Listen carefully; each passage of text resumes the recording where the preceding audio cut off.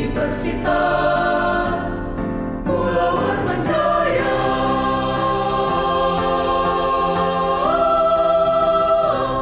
Jaya.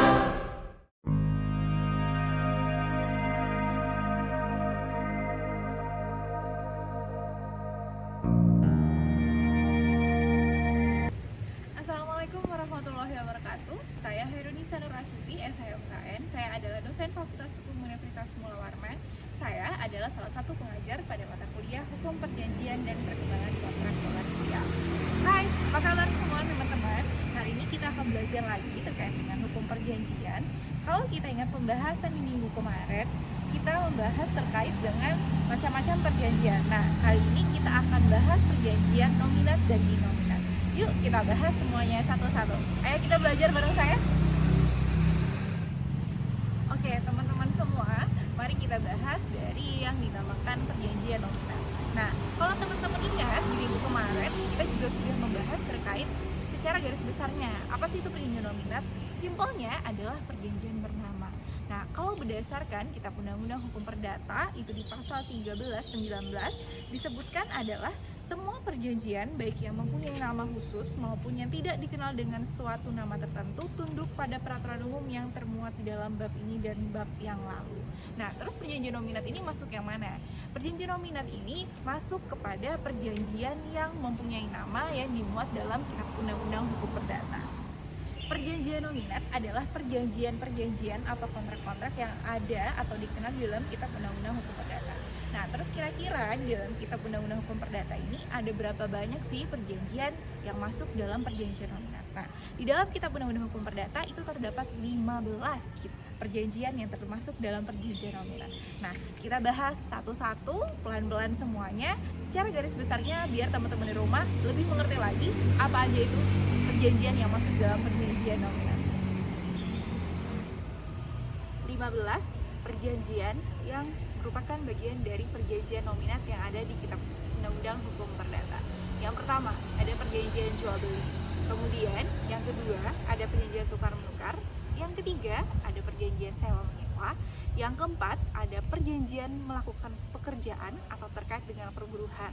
Kemudian ada persekutuan perdata, badan hukum, hibah, penitipan barang, pinjam pakai, pinjam meminjam atau pinjam pakai habis, pemberian kuasa, kemudian bunga tetap atau abadi, perjanjian untung-untungan, penanggungan utang, dan perjanjian perdamaian atau disebut dengan gandhi. Nah, kita bahas beberapa dari perjanjian ini biar teman-teman bisa lebih memahami. Pembahasan kita yang pertama terkait dengan perjanjian jual beli. Mungkin perjanjian jual beli ini adalah salah satu jenis perjanjian yang familiar buat teman-teman semua ya. Karena mungkin selama ini sering mendengar terkait dengan perjanjian jual beli, karena pada saat misalnya ada mau melakukan penjualan rumah atau misalnya mau jual mobil, motor, nah biasanya tuh ada di situ perjanjian jual beli. Nah, perjanjian jual beli ini merupakan bagian dari perjanjian nominat atau perjanjian bernama yang diatur dalam Kitab Undang-Undang Hukum Perdata. Diatur di pasal 8 terkait dengan perjanjian jual beli. Perjanjian jual beli ini diatur di pasal 1457 Kitab Undang-Undang Hukum Perdata yang di sana disebutkan bahwa jual beli itu adalah suatu persetujuan, yaitu pihak yang satu meningkatkan dirinya untuk menyerahkan suatu hak kebendaan dan pihak lain membayar sesuatu harga yang diperjanjikan. Nah, jadi ada item penting di dalam hukum perjanjian ini terkait dengan perjanjian jual beli, di mana di situ ada terkait dengan benda dan ada harga yang harus dibayar, dan hal tersebut harus masuk dalam klausa yang ada di dalam perjanjian jual beli. Jenis perjanjian yang merupakan bagian dari perjanjian nominat juga yang kedua yaitu terkait dengan perjanjian tukar menukar. Nah, perjanjian tukar menukar ini apa sih? Perjanjian tukar menukar ini disebutkan adalah suatu persetujuan dari kedua belah pihak mengikatkan dirinya untuk saling memberikan suatu barang secara timbal balik sebagai ganti suatu barang lainnya. Nah, ini terkait dengan perjanjian timbal balik diatur di pasal 1451 Kitab Undang-Undang Hukum Perdata. Nah, apabila diilustrasikan, misal si A sebagai pihak pertama dia punya satu unit bus pariwisata, punya bus nih pihak pertama. Nah, pihak kedua di sini dia misalnya punya satu unit truk. Nah, kemudian pihak pertama dan pihak kedua ini mereka saling menukarkan barang tersebut. Jadi, yang pemilik truk nanti akan dapat bus pariwisata dan si pemilik bus pariwisata akan dapat truk. Nah, itu nanti mereka dalam kegiatannya melakukan perjanjian tukar menukar. Perjanjian yang ketiga, mungkin ini adalah salah satu juga perjanjian yang familiar buat teman-teman semua selain dari perjanjian jual beli, yaitu terkait dengan perjanjian sewa menyewa.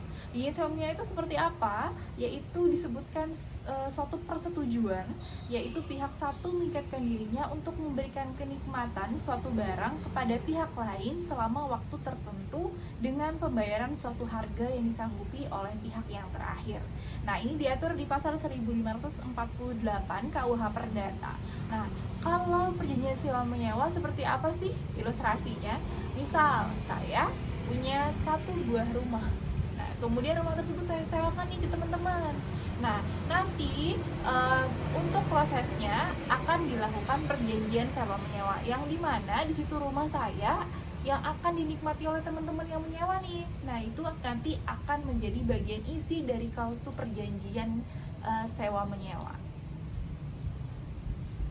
Selanjutnya ada persekutuan perdata. Nah, persekutuan perdata ini disebutkan adalah persetujuan dua orang atau lebih yang mengikatkan dirinya untuk memasukkan sesuatu dalam persekutuan dengan maksud untuk membagi keuntungan karenanya. Nah, ini diatur di pasal 1618 KUH Perdata.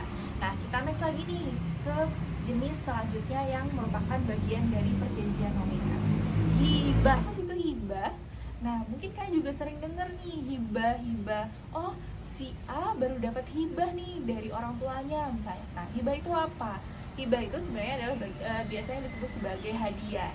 Nah, kalau berdasarkan ketentuan disebutkan hibah itu adalah suatu persetujuan dengan seorang penghibah menyerahkan suatu barang secara cuma-cuma tanpa dapat menariknya kembali untuk kepentingan seseorang yang menerima barang tersebut. Nah, ini diatur di pasal 1666 ayat 1 KUH Perdata. Nah, hibah ini tadi saya bilang adalah hadiah. Jadi nggak bisa tuh dipaksa orang ngasih hibah. Jadi karena dia tadi disebutkan juga bahwa dia ngasihnya cuma-cuma. Jadi misalnya anggap aja deh ada bos kalian kayak Raya nih. Nah, terus dia bakal ngasih kalian dengan cuma-cuma, tapi dibentuknya dalam perjanjian hibah. Nah, itu adalah hibah ya. Selanjutnya ada penitipan barang. Nah, penitipan barang ini terjadi apabila seseorang menerima suatu barang dari orang lain dengan syarat ia akan menyimpan dan mengembalikannya dalam wujud asalnya. Nah, hal ini diatur di pasal 1694 KUH Perdata. Selain penitipan barang, ada juga pinjam pakai. Wah, apa nih pinjam pakai? Habis dipinjam dipakai atau gimana? Nah, perjanjian pinjam pakai ini disebutkan adalah suatu persetujuan, yaitu pihak yang satu memberikan suatu barang kepada pihak lainnya untuk dipakai secara cuma-cuma. Berarti poinnya ada barang dipakai cuma-cuma, kemudian kita next lagi dengan syarat yang menerima barang setelah memakainya atau setelah lewatnya waktu tertentu akan mengembalikannya. Ini ada di pasal 1740 KUH Perdata. Nah, itu terkait dengan penitipan barang dan pinjam pakai. Selanjutnya adalah pinjam meminjam atau disebutnya biasanya juga yang disebut sebagai pinjam pakai habis.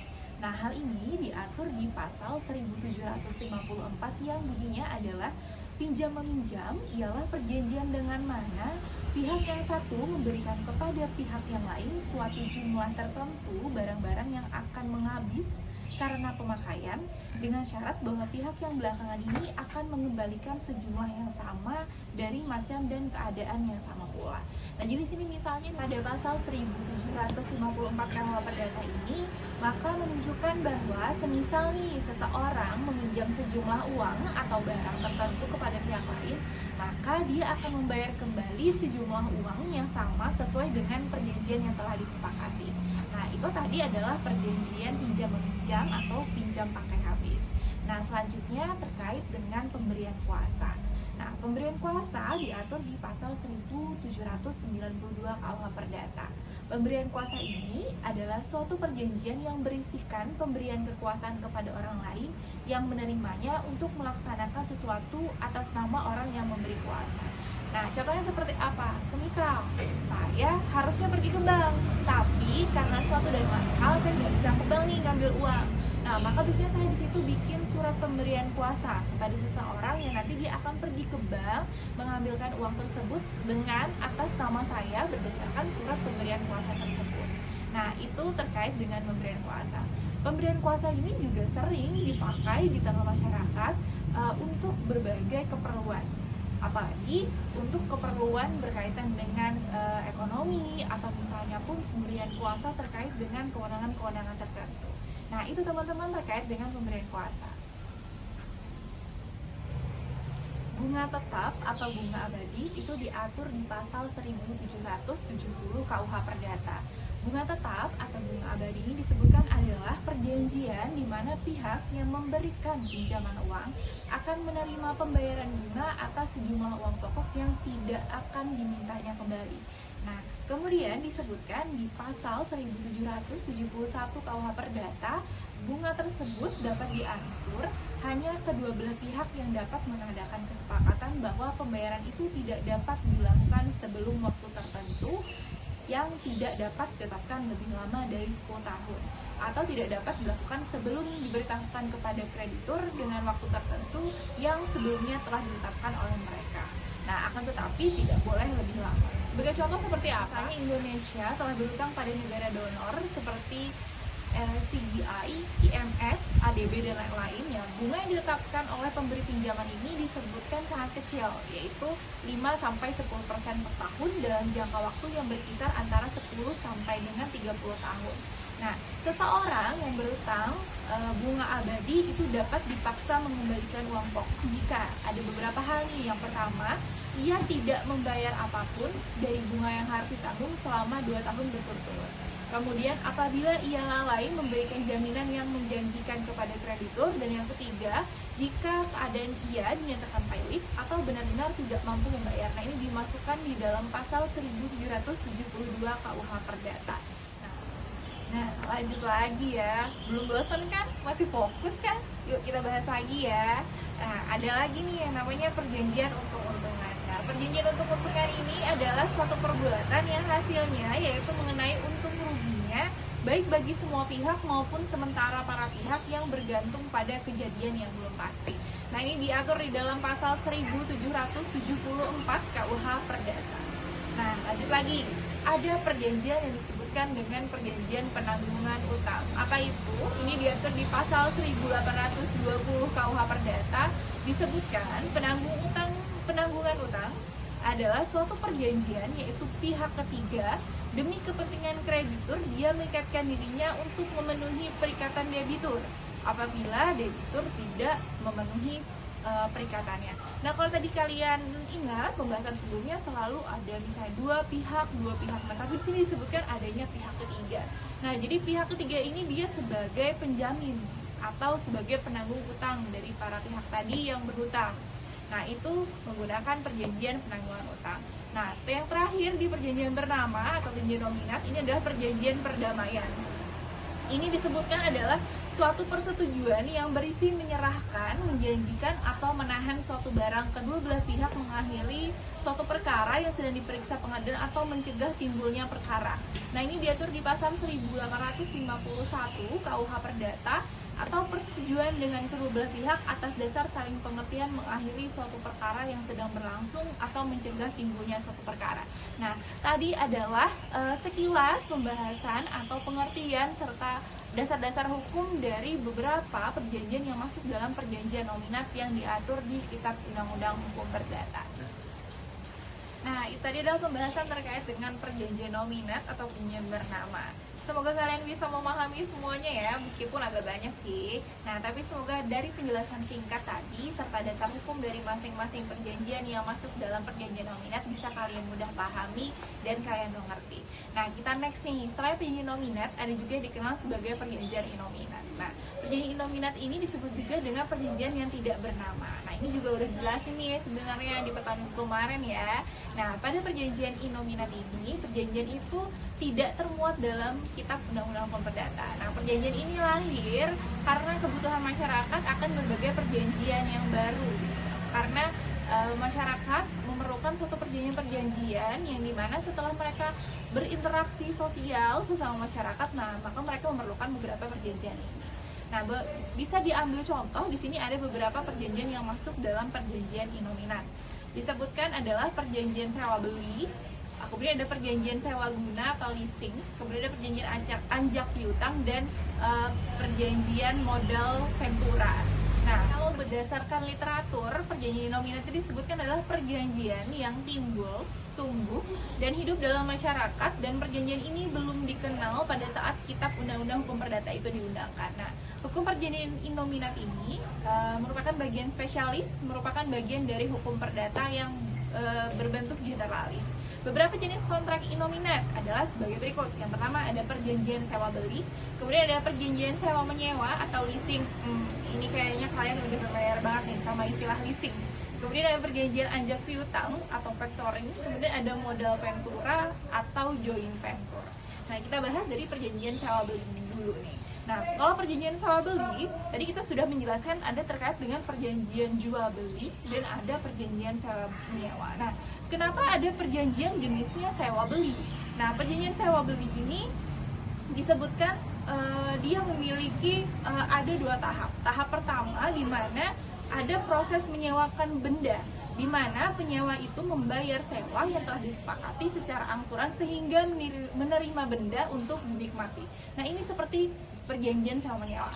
Kemudian pada tahap kedua yaitu pembelian benda, yaitu penyewa membayar angsuran sewa, terakhir berupa status menjadi pembeli, berubah status jadi pembeli, memperoleh hak milik benda yang dikuasainya. Nah, jadi dalam perjanjian sewa beli ini dia seakan memiliki dua unsur, yaitu sewa menyewa dan jual beli. Yang mana tadi dijelaskan bahwa sebelumnya selama itu dia menyewa, dia masih mengangsur, dia menikmati. Kemudian pada saat sewa itu angsurannya itu lunas, maka dia akan menjadi hak milik atas benda tersebut. Nah, kemudian perjanjian sewa guna atau leasing. Nah, mungkin udah sering nih dalam keseharian dengar leasing. Nah, kira-kira leasing ini apa sih sebenarnya? Nah, leasing ini disebut juga sebagai perjanjian sewa guna. Nah, sewa guna itu merupakan kegiatan pembiayaan usaha yang dilakukan dalam bentuk penyediaan barang modal untuk menjalankan usaha. Nah, sewa guna usaha atau leasing ini adalah kegiatan baik secara sewa guna usaha dengan hak opsi maupun sewa guna usaha tanpa hak opsi untuk digunakan oleh lesi. Lesi ini adalah orang yang pengguna leasing ya, selama jangka waktu tertentu berdasarkan pembayaran secara berkala. Nah, termasuk juga perjanjian-perjanjian baru yang terkait dengan teknologi. Nah, itu juga masuk dalam perjanjian innominat. Nah, mungkin ini adalah pembahasan terkait dengan perjanjian innominat. Nah, karena kalau pembahasan perjanjian innominat itu sangat banyak, karena dia tadi kan tumbuh dalam masyarakat, berkembang sesuai dengan keperluan masyarakat. Tapi kalau perjanjian nominat tadi, dia sudah ada diatur di kitab Undang-Undang Hukum Perdata. Nah, itulah penjelasan dari perjanjian nominat dan innominat. Sekian pembahasan kita pada pertemuan ini terkait dengan perjanjian nominat dan innominat. Semoga kalian semua bisa memahami, ilmunya berkah. Saya juga salah hilaf, mohon maaf atau ada penyampaian yang salah. Sekian dari saya. Assalamualaikum warahmatullahi wabarakatuh. Dah.